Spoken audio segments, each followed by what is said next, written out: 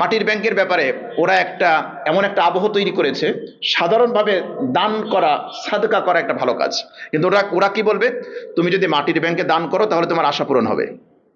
ঠিক ওই যে মাজার কেন্দ্রিক আছে না, মাজারে মান্নত করলে দেখবেন আমাদের মসজিদের দান বাক্সে টাকা এক মাসে 10,000 হয় না, কিন্তু পাগলায় কত পড়ে, কথা কয় না।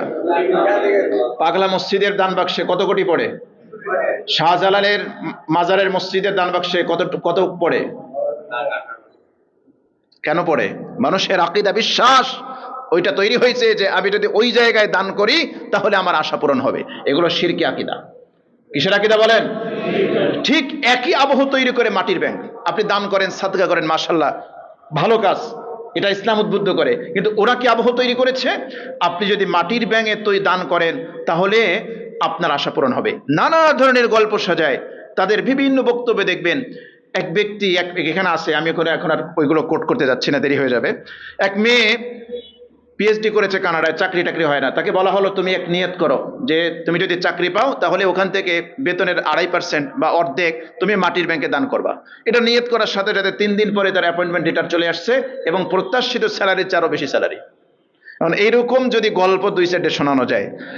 নারায়ণগঞ্জের একজন পিসাব ছিলেন, নারায়ণগঞ্জের একজন কি ছিলেন, পিসাব ছিলেন। একদিন দেখলাম পিসাব মাইকে ফু দিচ্ছে, সামনে হাজার হাজার বোতল রেডি, এখান থেকে কি করে, মাইকে ফু দেয়। ঝড়ে বক মরে আর ফকিরের কি বাড়ে। ভাই, সামনে যদি 1000 বোতল থাকে, জ্বরের জন্য পানি পড়া নিতে আসছে, তো 1000 মানুষ, আগামীকাল তো 2-4 জনের জ্বর এমনি কমবে না?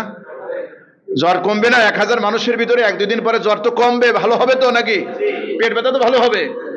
তো মনে করবে যে আরে সুবহানাল্লাহ, পিসাব ফু দিয়েছে, আমার জ্বর শেষ। তো অবস্থা তো সেটাই। 100 জন যদি মাটির ব্যাংকে দেয়, তো ভাই 100 জন ইন্টারভিউতে 2 জন চাকরিতে এমনি হবে না? ওইটাকে গল্প সাজাবে যে তুমি মাটির ব্যাংকে দান করো। নাউজুবিল্লাহি মিন যালিক।